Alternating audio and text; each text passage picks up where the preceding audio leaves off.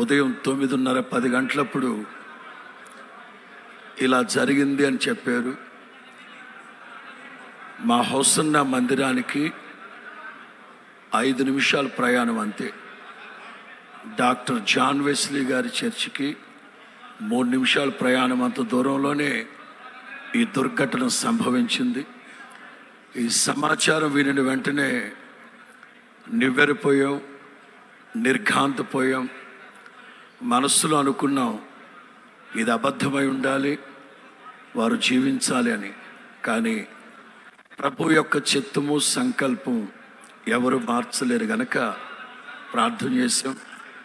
ప్రాముఖ్యంగా సహోదరులు దేవుని ద్రాక్ష తోటలో మా అందరితో పాటు జత పనివారిగా ఉంటూ అనతి కాలంలోనే ప్రపంచ క్రైస్తవ సమాజంలో కోట్ల మంది యొక్క అభిమానాన్ని, ప్రేమని చొరగొన్నారు. అంటే ప్రభు వారికి ఇచ్చిన వరము యొక్క పరిమాణం చొప్పున ప్రజ్ఞ వివేకములు కలిగిన ఆత్మను అనుగ్రహించి ఈ పరిశుద్ధ లేఖనాల మీద అత్యంత ప్రావీణ్యతని వారికి ప్రభు అనుగ్రహించి, యేసు ప్రభు చెప్పినట్లుగా విరోధులు కాదనడానికి వీలు కాని వాక్కుని, జ్ఞానాన్ని వారికి ప్రసాదించి క్రైస్తవ సమాజానికి ఎనలేని సేవలు అందించారని చెప్పడంలో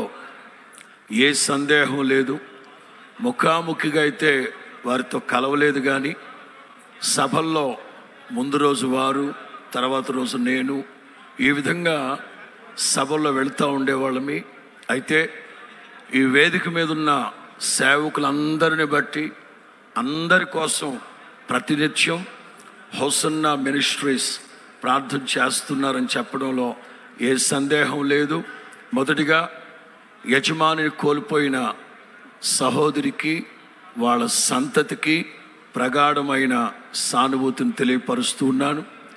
మనకున్న ఒకే ఒక్క శుభప్రదమైన నిరీక్షణ, ప్రభు ప్రత్యక్షమైనప్పుడు వారు, మనము వారు అందరము కలిసి యుగాయుగములు ప్రభుతో నిలిచి ఉండబోతున్నాం. వారు మనతో లేరు అనుకోవడం కంటే కూడా ప్రభు కవిగిటకు వెళ్ళి చేరారు. వికేఆర్ గారు కమ్యూనిటీలో ఒక పోస్ట్ పెట్టారు. యేసు ప్రభు కవిగిట్లో వారు ఇలా ప్రభుని చూస్తున్నట్లుగా. మొన్నటి రోజున నేను హాస్పిటల్ దగ్గరికి వెళ్ళినప్పుడు ఆత్మలో ఆవేశపూరితుడై ప్రార్థన చేశాను. స్టెఫన్ గనక హతసాక్షిగా మార్చబడుతున్న సందర్భంలో తండ్రి కుడిపార్శ్వమందు కూర్చోవలసిన ప్రభు లేచి నిలవబడి ఉన్నారట. ఎందుకంటే నా సేవకుడు అంటే మనం ప్రభువుకి రెస్పెక్ట్ ఇవ్వాలి.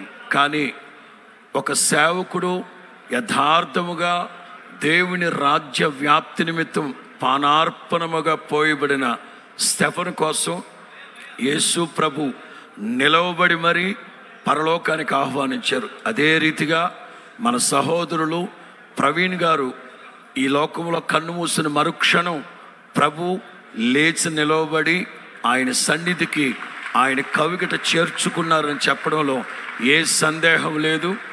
ఆ క్రైస్తవ సమాజం మరింత ధైర్యముగా, మిక్కటమైన ఐక్యత కలిగిన వాళ్ళమై మనమందరము ఒక్కటే అనే సంకేతం ఇది మొదలుకొనైనా ప్రపంచానికి మనం తెలియపరచగలిగితే ఈ ప్రభంజనం ఎదుట ఏ పాతాళపు పునాదులు కూడా నిలవబడలేవనే సందేహమే లేదు.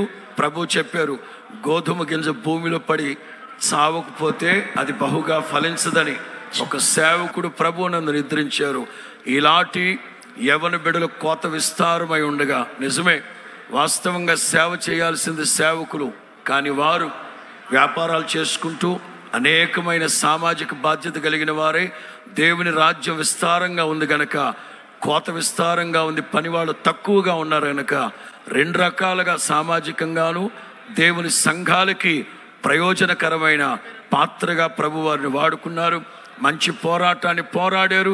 నిశ్చయముగా నా తండ్రి వాడబారని కిరీటముతో వారిని అలంకరించి పరలోకంలో మనందరి ముందు ఆయనని ప్రశంసించును గాక. సమయాన్ని అనుగ్రహించిన పెద్దలకి ధన్యవాదాలు తెలియపరుస్తున్నా.